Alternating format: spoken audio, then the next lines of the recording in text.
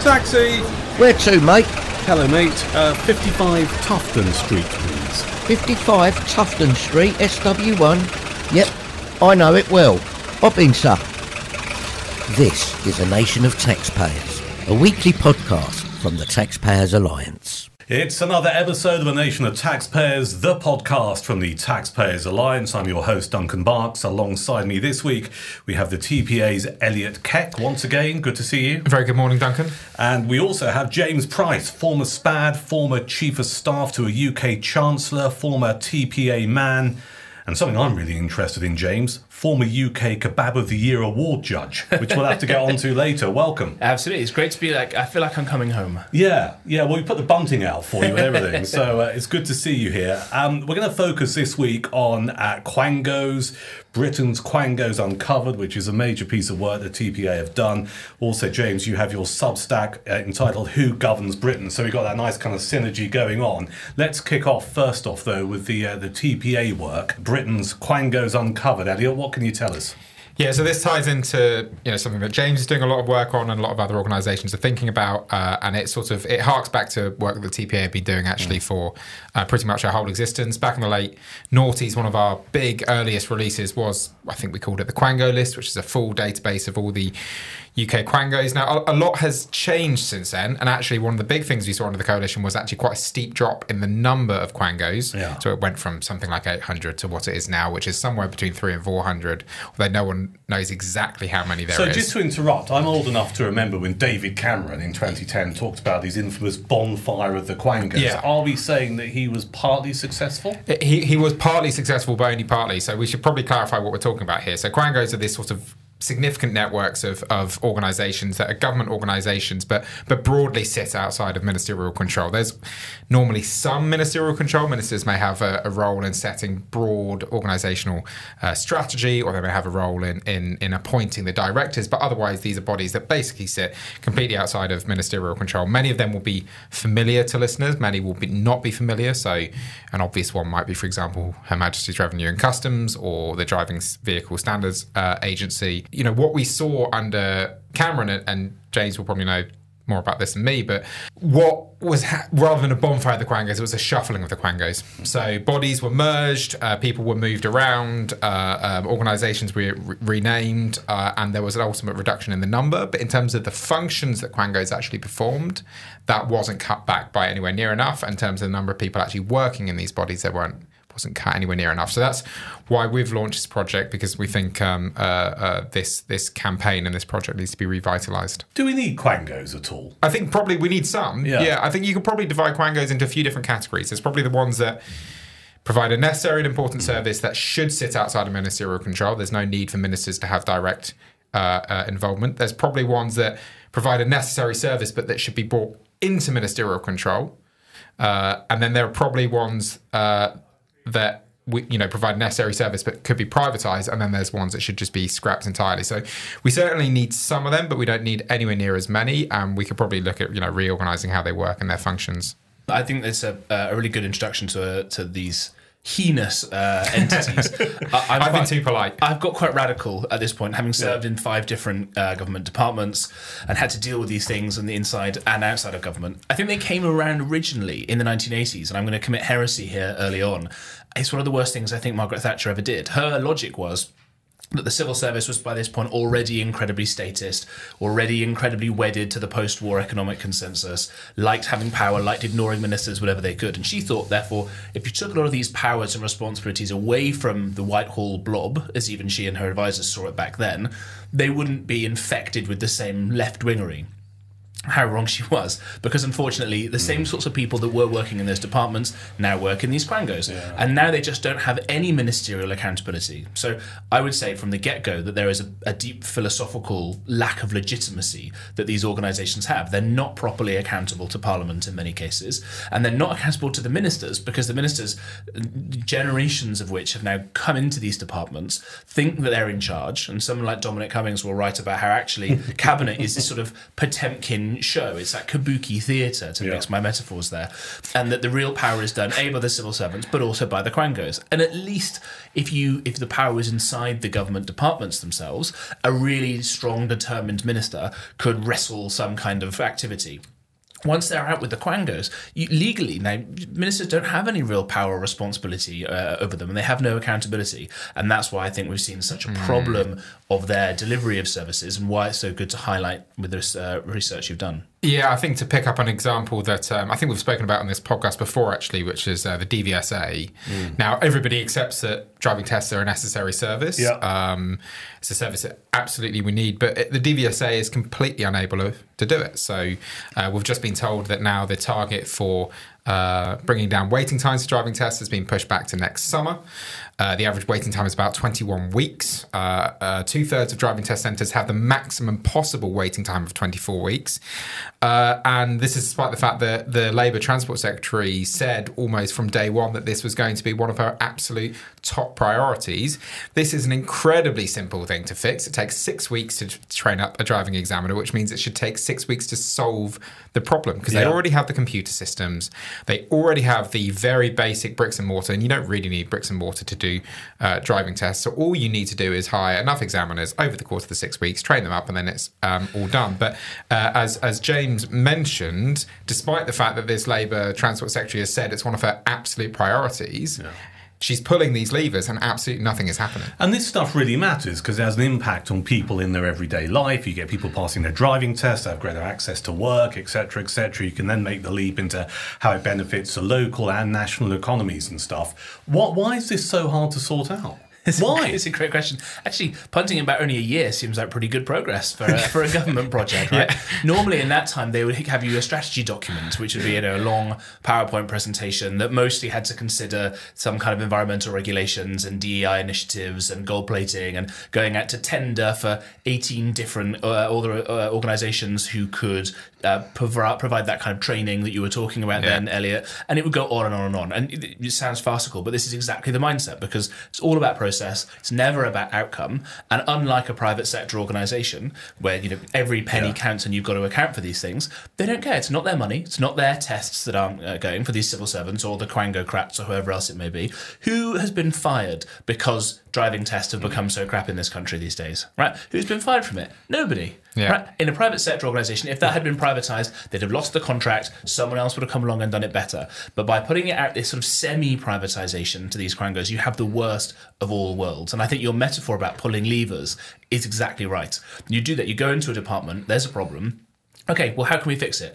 Well, it's a bit more complicated than that, Minister. You've got to go to this Quango, you've got to go to that person, and you call them in and say, can you do this? No, we can't do it because actually in statutes it said we can't do these sorts of things. And on it goes, and that is politics. You've got experience of this culture in many, many ways. Where does this mindset come from, which is not how do we do it, but the immediate reaction, if I've understood you correctly, is here are the reasons why we can't do it. So where has that come from? And why has it been allowed to fester? It's a great question. I think that what I'm going to say will probably apply equally to central government departments, local government, and the Quangos we're here to talk about equally. It's the same kind of mindset. As I say, it's the same sort of people. You have people who join the civil service, and then we'll go and join these Quangos at some point and sort of hop in and out. That's about the only differentiation they have in their careers. Most of these people are in for life. The pension is so damn good. They're aware that they're secretly actually the people who've got all the power in the country, and power does feel pretty tasty, right? It's worth not having as high a salary as some of your other mates or whatever if you're the people who are actually really running things. You don't have any understanding of how the private sector works. You don't feel your boss breathing down your back or anything. Think about the American system, which I think is vastly superior in terms of getting talented people with skin in the game into the central administration. They have that 3-month or so transition period. Thousands of people, join the administration really caring, right? There'll be some weird dude whose life obsession is with getting driving tests going, right? Because he probably failed the test once and then couldn't make it to a date or whatever, something like that. But that guy is then driven to go and do it, get it driven, and then he will go in and he'll sort it. Here, no one cares. They don't even understand the latest technologies that are available because the people don't ever leave the Quangos or the civil service to go into business. In America, you get 4 years, maybe you get 8 years. You then got to hop out, go and do something else to then get promoted into the next Republican or Democratic administration situation in 4 or 8 years' time. Instead, you just get this kind of mediocrity that festers, and the most talented people who would be frustrated and saying, why can't we go and fix it? They get fed up and they leave. So there's a talent drain as well, because there's no way of actually getting anything done. And ultimately, I mean, okay, we've used the example of getting people to pass their driving test, but the bigger issue here is the taxpayer who's being fleeced for hundreds of millions of pounds. So let's talk about the cost of this. What are we paying all these Quangos?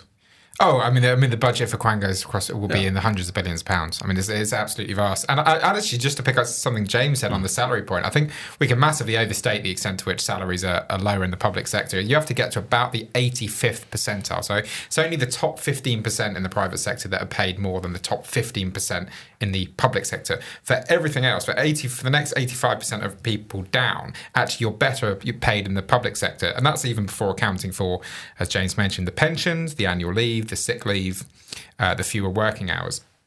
And, you know, the one pressure that you can have in the public sector, and that can be a very real pressure, is the minister absolutely demanding that something be done.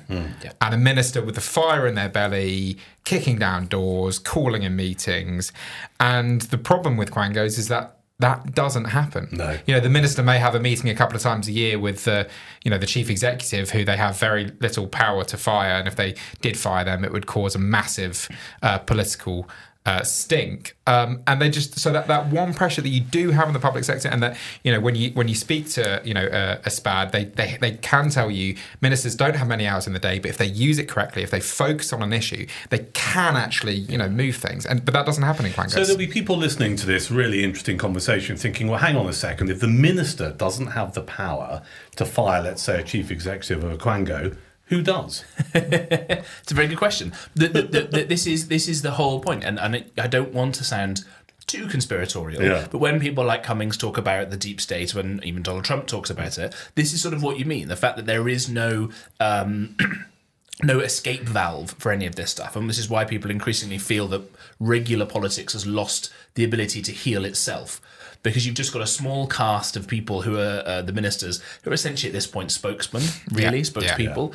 And if something goes wrong, they have to carry the can for it, and then spend the rest of their time just, you know, back as a lowly backbencher, when all they wanted to do was be the minister and have the ministerial car and the fancy red box and all the rest of it. They go because of some mistake that's happened somewhere, either a Quango or a department. The same people who actually made the mistake, they carry on. Right. The only way you can actually get a salary hike, by the way, in the centre of a civil service, and I think it's the same with Quangos, is by changing job. So you can't actually stay and be that Rolls-Royce civil service, that expert in whatever it is, because you've got to move on in order to get a higher salary, which is itself completely bonkers, right? And when you talk about Quangos in particular, punting these people physically out of, let's say, a Whitehall department. Let's use the Department for Transport, as you say, right? It's down the road from us here. It's a big building, lots of people. Goodness knows what any of them are actually doing, frankly. But if the DVSA is somewhere else, right, probably it's been punted. I don't know where it is. Is it I think it might be Birmingham, actually. Okay. Yeah. Right. And it'll be done that on some kind of levelling up grounds or some attempt to rejuvenate. Like the ONS has moved to Wales, and of course we've seen a drop in quality there, for example, because people don't want to do. But then physically, the minister isn't able to go very often and see what's going on.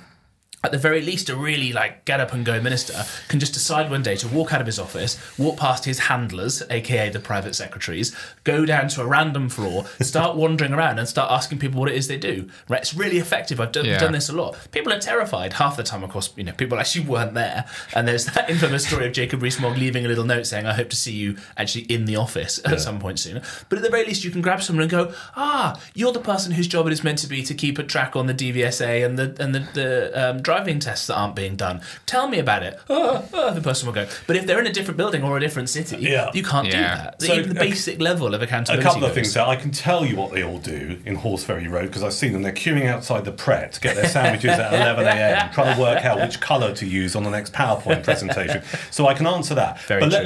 Let's talk about how do we shatter this status quo? Because it is a status quo, and we've had various governments over the years, and we mentioned David Cameron earlier, with his bonfire of the Quangos being partly successful, but we've had numerous prime ministers since then, numerous governments as well, who've not been able to actually do anything about this. So is this beyond repairing? I think, and this is where we can come on to some of the stuff that Jane's been doing with this project Who Governs Britain. I think James is absolutely right. There are politicians that are having to carry the can for decisions made completely outside of their control. The Sentencing Review Council recently, and the Justice Secretary is a really good example that James can maybe talk about in detail. But actually, the flip side of that is not just that politicians are being forced to be accountable for decisions that they didn't make. I think that we actually have a culture in our politics where politicians are afraid of taking the decisions themselves. Absolutely. And so it's sort of mutually reinforcing. Politicians are afraid of taking the decisions, but then they give the decisions to someone else, and then they complain about the fact that they're then having to take accountability. Yeah. So at some point, we do need politicians. We need Rachel Reeves to say, actually, do you know what? I set fiscal policy, not the Office for Budget Responsibility. Yes. And if I decide I want to do something, the OBR can give their view, and that's fine. And you know, I don't have a massive issue with the OBR existing in a sort of, you know, this can be more information and more reports and more analysis can be useful. But actually, if the Chancellor decides, no, I want to have a different change, I want to have a change of fiscal policy, and if the OBR doesn't like it, then fine. You know, press can write whatever they want. But I'm the Chancellor. I'm the democratically elected individual, and it's up to me. So are we saying we need braver politicians? Is that the answer, James? Yeah, that's definitely part of it. Yeah. And better prepared ones as well. Right. For all the mistakes that she made in her very brief tenure, Liz Truss at least wanted to smash some of this stuff up and try and replace it. Now, she didn't do very well. And the sort of antibodies came in and got her quite quickly alongside, as we said, the market. Which, and your point about the OBR, why would you need an OBR? Because you have the market, you have the bond markets, and they will tell you if they're willing to lend to you or not, if they trust your medium-term, long-term fiscal outlook. I think the justice point that you make as well is a perfect encapsulation of this. So I think it was actually Robert Jenrick, the Shadow Justice Secretary, who uncovered all of these two-tier criminal proceedings. So if you were from an ethnic minority or a certain minority religion or something, you would have a shorter sentence. That would be taken into account when you were sentenced. An obvious example of either you want to call it racism or anti-native bias, whatever you want to call it, horrendous, right? And to her credit, the Justice Secretary, Shabana Mahmood, said, yeah, this is really bad. I'm going to try and sort this out. So she wrote a letter to the Sentencing Council, classic Quango, and they came back and said, nah, we're not changing, right? Which leaves you with a situation that you then have to legislate in order to get that change to happen. And I think that's the other point here that we need to do. We need to think very seriously about the very bad legislation that has been built up that's given powers from Parliament and from central government and the elected ministers to these Quangos. A Great Repeal Act, Afuera, get rid of all of these things, defund them, great TPA project to highlight, as you say, all the money here and defund all of them, and then to take the power back. But in order to do that, you've got to be really well prepared. And so I hope that Kemi Badenoch, I hope that Nigel Farage, I doubt that Ed Davies doing this, will be having teams of people working on legislation exactly like this. A bill on day one that starts being debated that says we're going to get rid of 300 of these things straight away, and the powers, the responsibilities will go back to the ministers. They then will either sink or swim based on their performance, but at least those metaphorical levers, Elliot, you talked about, will be once again reconnected to actually being able to get some stuff done. And it will no longer just be being able to blame the Quangos as we used to blame the European Union for things. So we're blaming the ECHR now, another classic example of this stuff. To bring all this stuff back to ministers themselves, scrap all of this stuff, and credit, I'll commit my own second piece of personal heresy here, credit to Wes Streeting, abolishing NHS England. What on earth, I can't tell you what NHS England was supposed to have done. Some mad reorganisation that, again, the Tories did.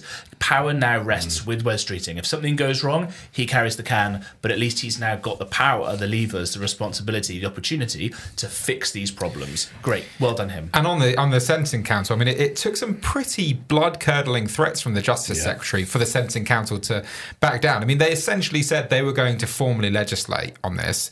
Now, I remember, you had a really brilliant piece on your Substack, James, about the Sentencing Council, and it explained that this was a power that used to be ministers' power. I can't remember when it was changed. I think maybe it was under Blair. But it used to be a power of ministers to set sentencing guidelines because they recognise that actually sentencing guidelines is an inherently political decision. Yes. But that power was then, divested to this sort of faceless Quango that I don't think even the minister could say who works for it.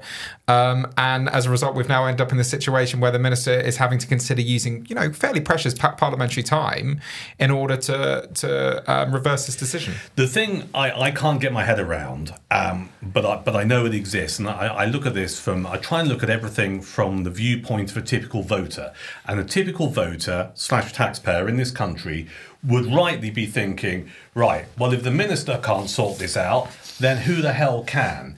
And I'm just staggered that it's got so deep so far. And I don't think members of the public, taxpayers, voters, really understand how big this Quango problem is. Is that a fair comment? No, that's absolutely right. And you'll try and get this from some civil servants. If you're a special advisor, you're the minister, you're the Secretary of State, you're sat in the office there pretending that you're running the department when you're not. By the way, the Secretary of State can hire and fire 2, 3, maybe 4 spads. That's it. Doesn't set the budget. Can't fire anybody else. In what way is that person actually in control? Obviously, they're not. But you get this point. Well, they say, well, Minister, actually, it's not your responsibility because it's on the blah, blah, blah council or the blah, blah, blah review board or whatever else it may be. The public doesn't care about that, right? As you say, they don't give a monkeys. No. They see it being a law and order issue. Well, they'll think, there's a justice secretary. Exactly. Right? That. They see a money thing. They'll think it's the chancellor. They'll see a museum doing a stupid thing. They'll think it's the culture secretary. And that's the argument that I would try and make to civil servants, that it doesn't, none of this stuff matters, right? And it goes back to Elliot's point that the ministers and the MPs are terrified of having that kind of responsibility, right? Yeah. It is a pretty awesome responsibility that the British Constitution gives to people. Despite what some America-brained journalists might think, we haven't got any checks and balances here in this country, right? You win the election, Parliament is sovereign, no Parliament can bind the hands of its successor. You can basically do what you want. If you want to legislate to do these things, you can go and do it. And that's a terrifying thing. So actually, it's kind of comforting for low-quality ministers who panic when they get in there and realise it's okay, I'm not really in charge. It's the civil servants, it's all these Quangos, I can blame all of them instead. You've got to get rid of all of that, got to have a proper plan to do this. And then that will actually, I think, probably attract talented ministers, talented MPs who run things in the past to go in and get involved. Well, you'd hope so, but here's the beef, right? And you mentioned Conservatives, Kemi Badenoch, and also Reform. Do you believe, given what you've seen and what you write about and who governs Britain, do you believe that there is really the hunger when it comes to either of those parties / the capability to transform this situation? You're inviting me to be very political here, which I know. I'm very happy to be. And it's tough being in the old TPA office and being, not having to do the all one side this, one side that I used to with Crows. I think that there's definitely hunger from both sides now. Yeah. Reform, obviously, the clue is in the name. The difficulty is, as you say, the capability. The one guy they had who really understood this stuff and who's really actually run big organisations is Rupert Lowe, right? Yeah. A fantastic guy who understands, again, it's not just slogans. That awful reform will fix it, which has, Jim will fix it. Yeah, exactly. That's the first thing I thought of when I saw that. Unfortunate echoes of a certain children's television presenter. Some of these guys, they have the same instinct as other MPs.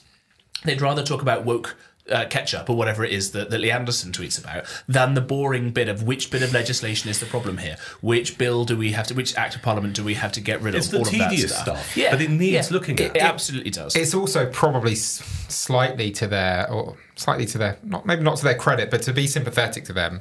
The other difficulty is that you end up spending your first 2 years essentially unpicking things. You're not spending your first 2 years actually sorting out driving tests. You're spending your first 2 years basically dismantling the whole architecture that is around that sort of policy area, and so you end up having to spend a vast amount of the first part of your term doing something that will massively improve your ability to govern, but won't actually improve any of the services that you're responsible for delivering. And that is a really, really tough prospect for any government that is thinking we have 4 or 5 years max. Which is why the prep work needs to be done beforehand. Yeah, that's right. Credit to some of the people in the Conservative Party. Lee Rowley, who's Kemi Badenoch's chief of staff, he was a minister. I used, would talk to him about these things, banging his head against the wall. I think he was in the DLUC department as a minister, trying to look at planning and housing. So bread and butter TPA issue of how awful that is. Just why can't I get any of this stuff done? And I would have conversations with Lee about a guy called John Hoskins, who was Thatcher's first policy unit chair, who really understood this stuff. It's probably the best book ever written about Westminster and why it doesn't work, called Just in Time, that people should go and try and read, because even then in the early 80s, you could get this sense that the civil service didn't really care, right? Which is what led them to doing, as I said earlier, the move into Quangos in the first place. And that hasn't worked. So I think that direct responsibility is really important. So some people there are thinking about this kind of stuff. Another really interesting person was Douglas Carswell, I think, friend of the TPO, former Conservative and then UKIP MP, now runs a think tank in Mississippi, the poorest state of the United States, and yet now better off than Britain in lots of metrics. Which he loves pointing out. And it's extraordinary, isn't it? He had a really interesting piece called Milestones a little while ago and points out that orders in council is a sort of British version of an executive order. You've seen that the Trump in term one didn't really get very much done, didn't understand how any of this stuff worked. The deep state, if you want to call it that, ran rings around him. This time around, they had a plan. They've been executing it. On day one, what was Trump doing? He was in a massive stadium signing executive orders. Having legislation like that ready to roll once you've won an election, I think is absolutely crucial. So, as you say, Elliot, we're not waiting around for 2 years. Labour have come in. They didn't have a Scooby, frankly, right? They were asking the civil service what we should do. The civil service, well, what do you mean? Like, I thought you were going to tell us what you wanted to do. There was complete stasis, nothing happening.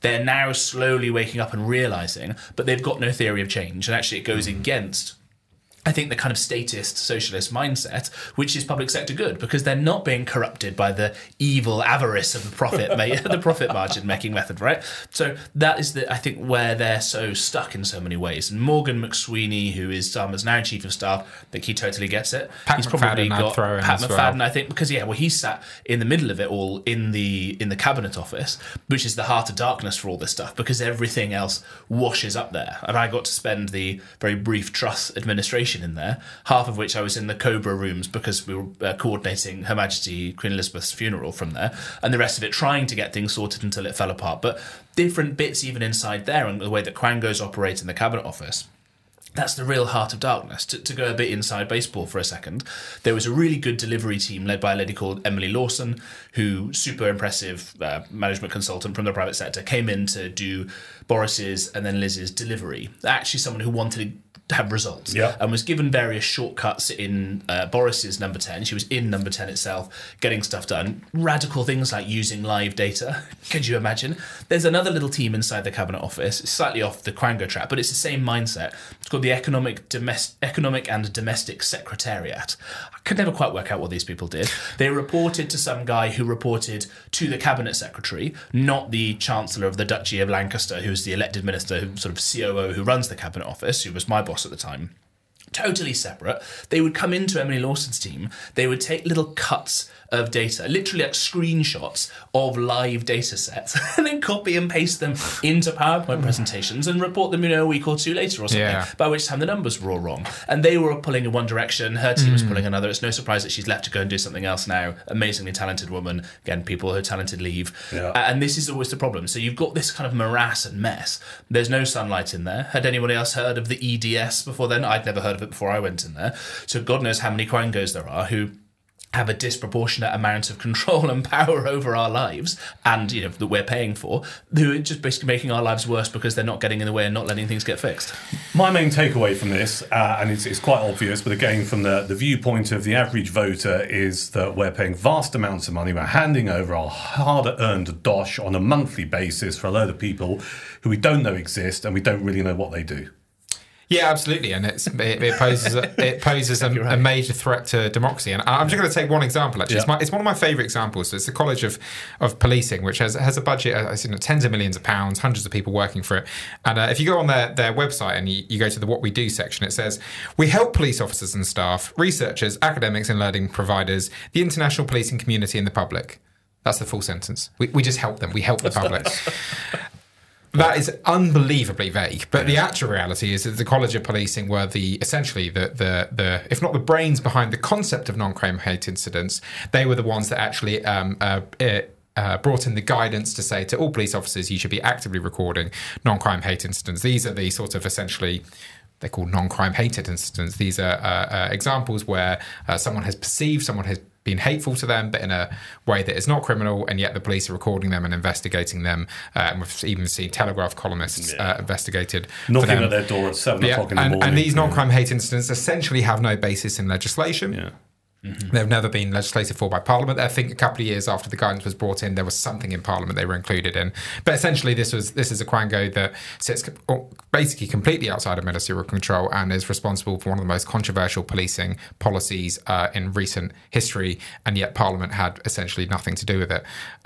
So, yeah, it's not just how much money that they're using up. It's not just how many hours are being wasted. It's not just how poor they are at delivering some of the services that they're supposed to be providing. It's also the often quite nefarious ways in which they impact the British state and some of the really toxic stuff that they're bringing into our body politic. And it's another classic Taxpayers Alliance campaign against taxpayer-funded lobbying, right? Yeah. Because that group will also, they'll be in the Home Office all the time, they'll be in the Ministry of Justice all the time. You know, here's some spurious charts we've basically made up that say, if you lock up people for pre-crime, then the crime will go down, right? Then when that blasphemy law that you're probably working on, because a couple of the independent Gaza MPs want it, we'll stop the blasphemy happening ahead of time. All that stuff goes on. And the last thing I'll say on it is that just close your eyes and imagine the sorts of people who do go and work in these organisations, right? The Sentencing Council ain't full of people who want to bring back hanging, right? Let's put it like that. These are the sorts of people who don't want to go into politics because their ideas, if debated in the kind of marketplace of ideas, to use the tired cliche, would not stand up very well. Go around the back door, they go and they slide in and they put these, as you say, these little reports in and all this kind of stuff with taxpayer money. These are not people who care about the health of the body politic in general. They don't particularly care about the health of the country, the nation of taxpayers. They just want their own little pet projects and they want to build their little fiefdoms, and they're allowed to do it because there's no scrutiny and no ministers who want to take these people on. Bloody pay for it. Exactly. Listen, James, you've been worth your weight in gold. Thank you for coming in. The Substack is Who Governs Britain, so anyone who's listening to this podcast, go online, find it, read it, support it. Elliot, Britain's Quangos Uncovered is a major piece of work from the Taxpayers Alliance. Taxpayersalliance.com/Britain's Quangos Uncovered. Looking at my questions, I was going to make sure that people knew where the website was. So thank you for that. I just thought we'd end this particular week with, we mentioned kebabs earlier, James, and this is part of your legend, former UK Kebab of the Year award judge. So away from the politics, what makes the perfect kebab? Because this event that happens annually is a bit of a thing for politicos, Westminster folk and journalists, and basically it's an excuse to drink, as we all know, and the guys are supporting the kebab industry. But you've been a judge. What is a good kebab? It's a very good question. I know. I think that you've got to go heavy on the meat and less on the kind of rabbit food that comes along with it. I think that's what will try and screw you if they can do. So it's all about making sure you've got the high protein content in there. And I'm a bit of a wimp when it comes to spice. So you've got to make sure that you get the right, if it's just kind of plain mayo for me or some kind of bum number for other people. Bum number. I think bread is critical. You need a light, crisp but solid bread, and that allows you to fill it with as much meat as possible. You don't want this sort of soft, soggy, flimsy. So are you a doner man or a sheesh? Because I'm a sheesh. I know exactly. I could answer this question in my sleep. But what are you? Where would you go? Probably doner. Yeah. I think so. Crucially, you can't have a sober kebab. I was at university with someone who had a sober kebab. We could never trust a single thing she ever said. You can't do that. It's got to be a few beers at least. That's good advice. I think for me it's a chicken sheesh, plenty of salad. The pitta needs to be crisp, and it's a sweet chili sauce. And on that note, we should go to the kebab shop. Elliot, Keck, thank you for joining us once again. James Price, thank you. You can find this particular podcast, A Nation of Taxpayers. You can find it on Apple Podcasts, Spotify, and YouTube. Do us a favour, like it, share it, follow us, subscribe, and spread the word. And if you want to pick up on anything you've heard over the last 30 minutes or so, you can send us an email. It's podcast@taxpayersalliance.com. Thank you for listening.